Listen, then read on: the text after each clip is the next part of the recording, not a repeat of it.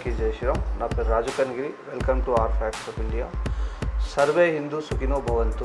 जय बजरंगबली हनुमान की जय। నేను నా హిందూ న్యూస్ ఒకటే చెప్తా, హిందువుల గురించి ఒకటే చెప్తా కాబట్టి నేను నా హిందువులు మంచిగా ఉండాలని కోరుకుంటాను అన్నమాట. మిగతా ఎవ్వరు ఎక్కడ పోయినా ఏం చేసినా నాకు సంబంధం లేదు.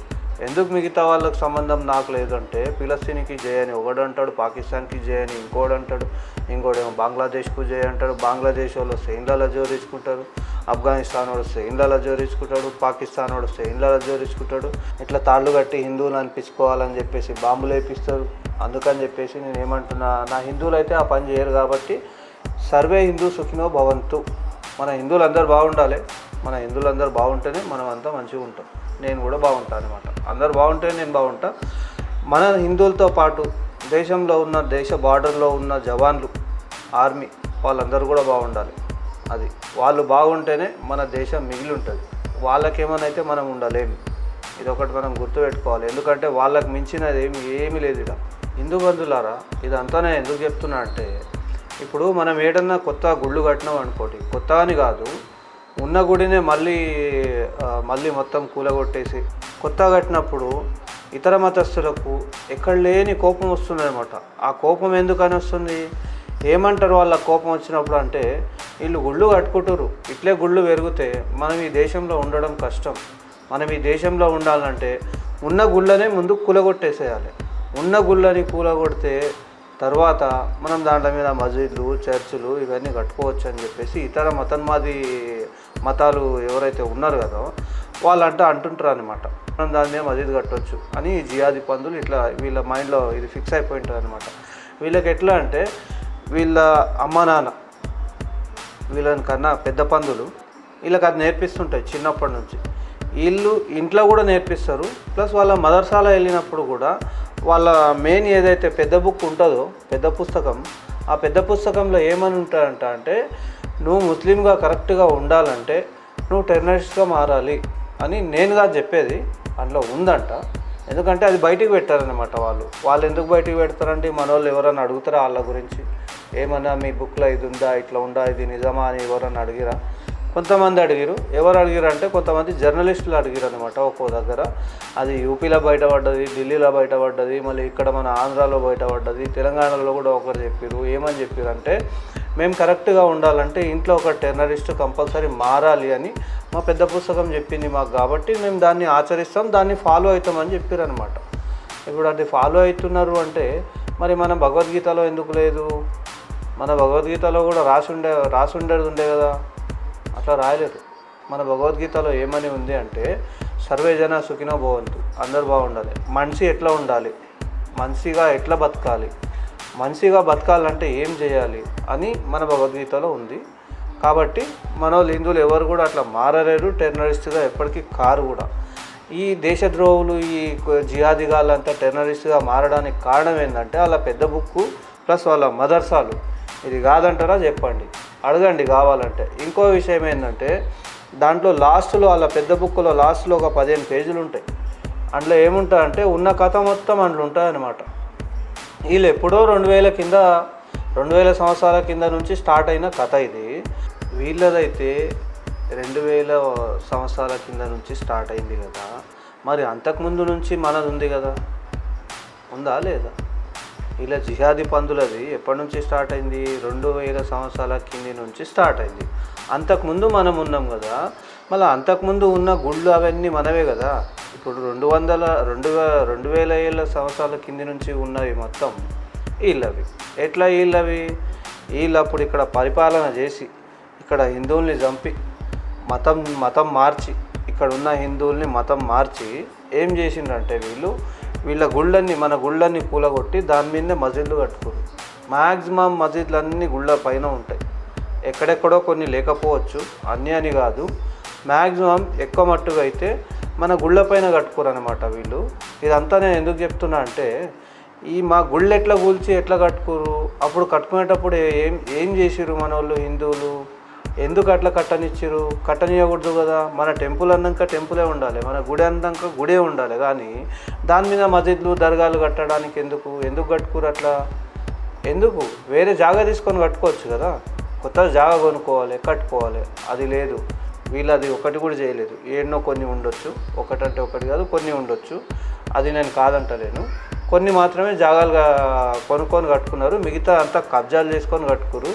అయితే ఈ విషయం ఎందుకు చెప్తున్నాను నేనంటే 2000 సంవత్సరాల కింది నుంచి ఉన్న ఇల్లు మళ్ళీ భూములన్నీ వక్ఫ్ బోర్డ్వి ఉండే అంటే దానికన్నా ముందు మనమే ఉండే కదా.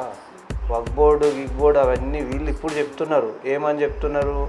ఈ గుడి దర్గా, ఈ గుడి మా వక్ఫ్ బోర్డులో ఉంది, ఆ ప్రయాగ్రాజ్లో మా వక్ఫ్ బోర్డులో ఉంది, ఆ కుంభమేళా జరిగేదంతా మా వక్ఫ్ బోర్డు భూమి అంటారు కదా. అంతకుముందు మేమున్నాం కదా, ఎన్నో 5-6 వేల సంవత్సరాల కింది నుంచి మేమున్నాం కదా. అప్పుడు జాగా ఎవరిది? ఇక్కడ భారతదేశంలో ఎవరుండే? పుట్టుక ఎవరిది? హిందువులు పుట్టినప్పుడు ఉన్న భూమి, భారతదేశంలో ఉన్న భూమి మొత్తం హిందువులది అవుతుంది. కానీ ఈ వక్ఫ్ బోర్డుది ఎట్లయితుంది? మనం ఒకసారి పాయింట్ ఇది ఆలోచించాలన్నమాట.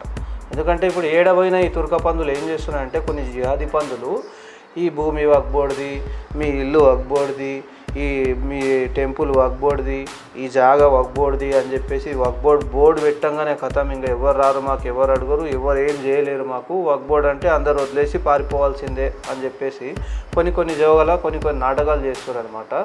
అయితే నేనేం చెప్తున్నా అంటే, ఇప్పుడు వీళ్ళు ఏమంటారు, మన హిందూ టెంపుల్ కట్టినప్పుడు వీళ్ళకి ఎక్కడ లేని రోగం లేస్తుంటుంది, మొత్తం కాలుతుంటుంది అనమాట, కింది నుంచి మీద దాకా కాలుతుంటుంది.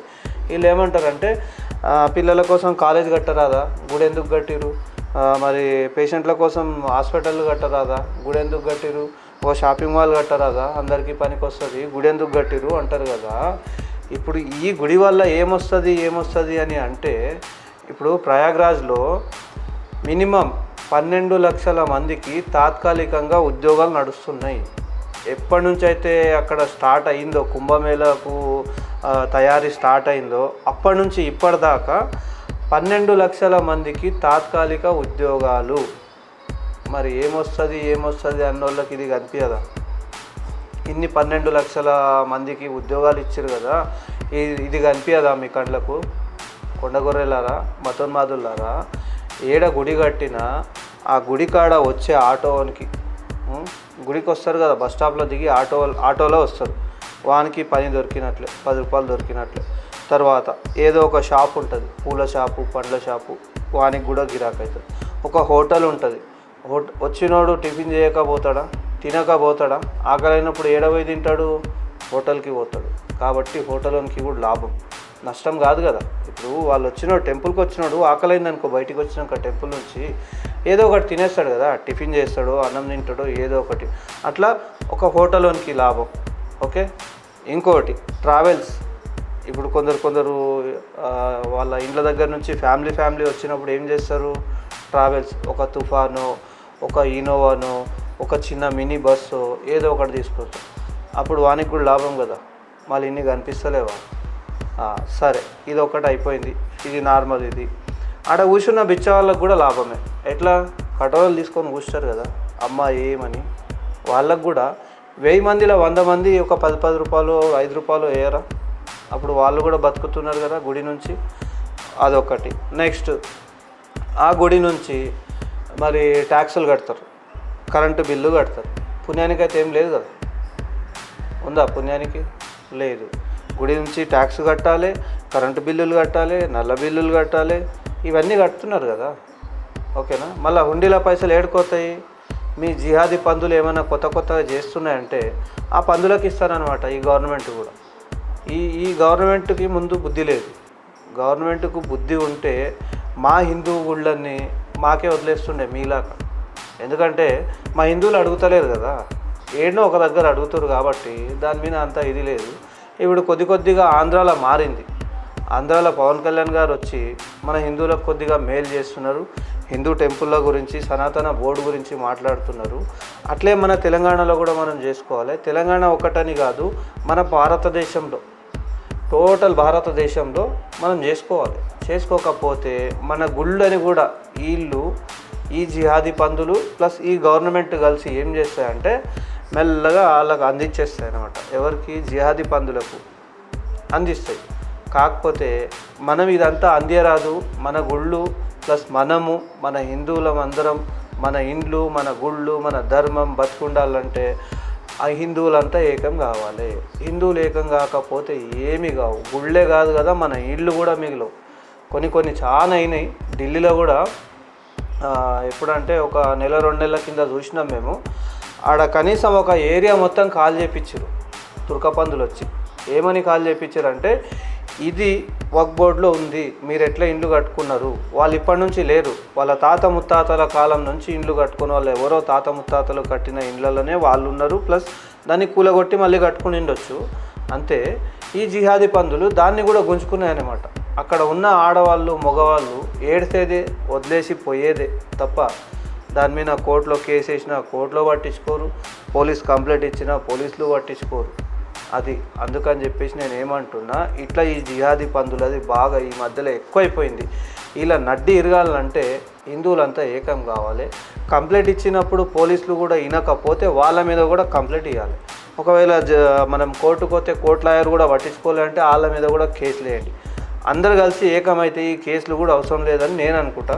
మళ్ళీ మన హిందూ బంధువులు కూడా అందరూ కూడా ఆలోచించాలి. ఏమంటారు హిందూ బంధువులారా? మనం అందరం ఏకమైతేనే ఏదన్నా చేయొచ్చు. చేయలేదంటూ ఏమీ లేదు, చేయలేదంటూ ఏమీ లేదు. మన మాట ప్రతి ఒక్క కుక్క వింటాడు. గవర్నమెంట్ కాదు, ఎవరైనా కానీ మన కాళ్ళ దగ్గర ఉంటారు. హిందువులు ఏకమైతే మాత్రం ఇప్పుడు అంతెందుకు, ఈ జిహాదీ పందులు చేసే పని మన హిందువుల గనక ఒక్క 10% చేస్తే చాలు, ఈ జిహాదీ పందులు ఒక్కటి కూడా కనిపించవు.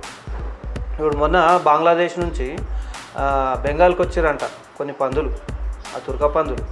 అక్కడ నుంచి వస్తే ఆడ కొంతమంది ఆర్మీ ప్లస్ మన జనాలు కూడా, మన హిందువులు, మన అక్కడ ఉన్న బెంగాల్లో ఉన్న హిందువులు కట్టలు కర్రలు తీసుకొని ఎంబడి కొట్టి మరీ పంపించారనమాట. అంటే వాళ్ళకి అర్థమైపోయింది ఇప్పుడు బెంగాల్లో కూడా, వాళ్ళకు మన హిందువులకు ఇప్పుడు అర్థమైపోయింది. అక్కడ కూడా ఏకం అయ్యిండ్రు. కాకపోతే ఏంటంటే ఆ మమతా బెనర్జీ బేగం ఉంది కదా, ఆ బేగం సపోర్ట్ ఆ తుర్క పందులకు ఉంది కాబట్టి మన వాళ్ళకు లేదు సపోర్ట్ ఆడ. అయినా కూడా మన వాళ్ళు ఏకమయ్యారు కాబట్టి ఆ తుర్క పందులు కానీ ఈ మమతా బేగం కానీ ఏం బీకలేకపోతున్నారు అనమాట. అందుకని చెప్పేసి బంగ్లాదేశ్ నుంచి వచ్చిన తుర్క పందులకు ఈరా మార జాపి పంపించేసారు అనమాట. ఈరుగా మరుగా కొట్టి కుక్కల్ని కొట్టినట్లా కొట్టి బంగ్లాదేశ్ వాళ్ళని బెంగాల్ నుంచి ఎలగొట్టేసారు అక్కడ. ప్లస్ ఆర్మీ కూడా సపోర్ట్ చేసింది. మన వాళ్ళకు కూడా మీరు ముందు కోకండి, మేము ఉన్నాం కదా అన్న కూడా మన వాళ్ళు మొత్తం ఆ బార్డర్ దగ్గరకు వచ్చేసి అందరినీ కొట్టి మరి పంపించారు. అంటే ఈ దొంగ పందులు ఇంకా ఏం చేస్తున్నాయంటే, బంగ్లాదేశ్ దొంగ పందులు మన దేశంలోకి జొర్రాలి, ఇక్కడ ఉన్న హిందువుల్ని నాశనం చేయాలి, ఇక్కడ ఉన్న టెంపుల్లను నాశనం చేయాలి, బాంబులు వేయాలి, బెదిరియాలి, ఎలగొట్టేసేయాలి అనే పని మీద ఉన్నారనమాట వాళ్ళు. అయితే ఒకవేళ ఇన్ని దేశాలు తుర్క పందులకు ఉన్నాయి, మిగతా పందులకు కూడా ఉన్నాయి కదా, మనకు హిందువులకు ఒక దేశమన్నా ఉందా? అది మనం ఆలోచించాలి, గ్రహించాలి. దాని మీద సీరియస్గా ఫోకస్ తీసుకోవాలి. దీని మీద సీరియస్గా ఫోకస్ తీసుకోకుండా ఎవడేమైతే నాకెందుకు, నేను జాబ్ చేస్తున్నా, నా పిల్లల్ని మంచిగా చూసుకుంటున్నా చాలు, నాకు ఇంకేం చేస్తాం, అంతకన్నా మించింది ఏం లేదు. నేను మంచిగా ఉండాలి, నా పిల్లలు నా ఫ్యామిలీ మంచిగా ఉంటే చాలు అన్నప్పుడు నువ్వు సంపాదించిందంతా ఎవడో ఒకటి జిహాదీగాడు వచ్చేసి వక్ఫ్ బోర్డు కింద రాసిచ్చేసి నీకు ఎలగొట్టి నీ ఆస్తి మొత్తం గుంజుకుంటాడు, నీ పైసలు గుంజుకుంటాడు. ఎందుకంటే నీకున్నది 2 పిల్లలు కదా, వానికేమో 16 మంది పందులు ఉన్నాయి. ఆ 16 మంది పందులు నీ ఇంట్లోకి వచ్చి నీ 2 పిల్లల్ని చంపి, నిన్ను చంపి, నీ పిల్లల్ని చంపి, నీ ఆస్తి గుంజుకొని, నీ ఇల్లు గుంజుకొని నీకు స్వాహా చేసేస్తారు. అప్పుడు ఇంకేముంటుంది? నువ్వు ఉంటేనే, నువ్వు బతుకుంటేనే కదా నీకు ఆస్తి కావాలి, అంతస్తులు కావాలి, బంగారం కావాలి, ఇవన్నీ కావాలి, ఉండడానికి ఇల్లు కావాలి. నువ్వే లేనప్పుడు అవన్నీ ఏమవుతాయి? ఒక్కసారి ఆలోచించుకోవాలి మన హిందువులు. ఇది నేను ఏందో ఆషామాషిగా చెప్తలేను, ఇది ముందర జరగబోయేది. ఇది చాలా సీరియస్. ఇది మీరు మన హిందువులు ఈ వీడియో ఎంతమంది అయితే చూస్తారో దయచేసి కనీసం ఒక 4గురికి షేర్ చేయండి.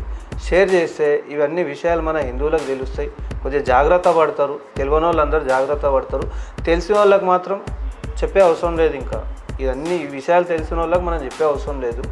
అయితే తెలియని వాళ్ళు జాగ్రత్త పడాలంటే మీరు ఏ గ్రూప్లలో అయితే, హిందూ గ్రూప్లలో, వాట్సాప్ గ్రూప్లో కానీ, ఫేస్బుక్ గ్రూప్లో కానీ, ఇన్స్టాగ్రామ్ గ్రూప్లో కానీ ఉంటే ఈ వీడియో లింక్ షేర్ చేయండి దయచేసి. షేర్ చేస్తే మన వాళ్ళు అందరికీ తెలిసిపోతుంది. ఎందుకంటే 2047 దాకా హిందువుల్ని నాశనం ఎట్లా చేయాలనే ప్లాన్లో వాళ్ళు ఉన్నారు. మనమేమో ఏ ప్లాన్లో లేం. మనం తింటున్నాం, పని చేస్తున్నాం, రాత్రి వచ్చి వండుకుంటున్నాం. అంతే. ఎవరు ఎక్కడ పోతే మనకెందుకు అని మనం అనుకుంటున్నాం. ఇందులో మన దాంట్లో కూడా కొంతమంది హుషారయ్యారు, కొంతమంది ఎదురేసారు, పోరాడుతున్నారు. కొంతమంది మన ధర్మం గురించి పోరాడుతున్నారు. ఈ ధర్మం గురించి పోరాటం మన కొంతమంది కాదు, మన అందరం కూడా చేయాలి. అందరం చేస్తేనే మన ధర్మాన్ని మనం కాపాడుకుంటాము, లేకపోతే నాశనం చేసుకుంటాము. షార్ట్కట్లో చెప్తున్నా, పెద్దగా పొడిగింపు చెప్పే అవసరం లేదు. మీరు ఇక వినేటప్పుడు కూడా ఇంత లాంగ్ చెప్తుండా, ఏందిరా బాబు ఎంతసేపు ఇది చెప్తావు, ఎంత వినాలే మేము అని మీరు అనుకుంటారు. కాబట్టి నేను షార్ట్కట్లో చెప్పేసిన, మన ధర్మాన్ని మనం కాపాడుకోవాలంటే మన ధర్మం గురించి అందరూ పోరాడాలి, లేకపోతే నాశనం అయిపోతాం. ఇది ఒక్కటి గుర్తుపెట్టుకోండి దయచేసి. ఎవడన్నా ఏ తిక్కనా కొడుకన్నా కానీ గుడి ఎందుకు కట్టినావు, దానివల్ల ఏం లాభము అంటే చెప్పు తీసుకొని ఇరిగేదాకా కొట్టండి ముఖాల మీద. పండ్లు ఇండ్లు అన్నీ ఇరగొట్టేసేయండి, కళ్ళు కూడా వీకేయండి చూడకుండా. ఎందుకంటే వాళ్ళు చూస్తే మన గుడికి మనకు పాపం అనమాట. అది మన గుడికి, మనకు, మన హిందూ ధర్మానికే పెద్ద పాపం, వేరే ఏం లేదు. దీన్ని ఎవరు ఏమనుకుంటారో నాకు సంబంధం లేదు. నేనేమంటున్నా అంటే మన హిందువులందరూ బాగుండాలి, ఏకంగా ఉండాలి, మన హిందూ ధర్మం గురించి మనం పోరాడాలి. లేకపోతే మనకి ఈ దేశం ఉండదు, మనం ఉండము. మనకి ఎలగొడితే వేరే దేశాలల్లో ఎవడు తీసుకోడు. ఎందుకంటే ఏడ ఉంది మన దేశం, ఏడుంది, మనం ఏడున్నాం. ఇది మన భారతదేశం మాత్రమే హిందూ దేశం. మిగతా దేశాలన్నీ ఏడున్నాయి, ఏడ హిందూ దేశంగా ఉంది? ఎవడన్నా చూసిండా ఒక్కటన్నా? లేదు. అందుకని నేనేమంటున్నా, ఈ దేశం నుంచి హిందువులు నిలబడితే ఏడ బతకలేము, ఏడ ఉండలేము, ఏడ పోయినా కాల్చి చంపేస్తారు మనని. కాబట్టి మన దేశాన్ని మనం హిందూ దేశంగా చేసుకోవాలంటే మనం అంతా ఏకం కావాలనేదే చెప్తున్నాను నేను. దయచేసి ఇన్నిసార్లు చెప్పినా అని ఎవరు ఏమనుకోకండి, ఫీల్ కాకండి. ఏమన్నా నేను తప్పు చెప్తే నాకు కామెంట్లో చెప్పండి, కామెంట్ బాక్స్ ఖాళీగా ఉంది. లైక్ కొట్టండి, షేర్ చేయండి. ఎవరైనా నా ఛానల్ సబ్స్క్రైబ్ చేసుకునే వాళ్ళు ఉంటే సబ్స్క్రైబ్ చేసుకోండి. ఏమంటారు హిందువులారా, సబ్స్క్రైబ్ చేసుకోండి. జై శ్రీరామ్.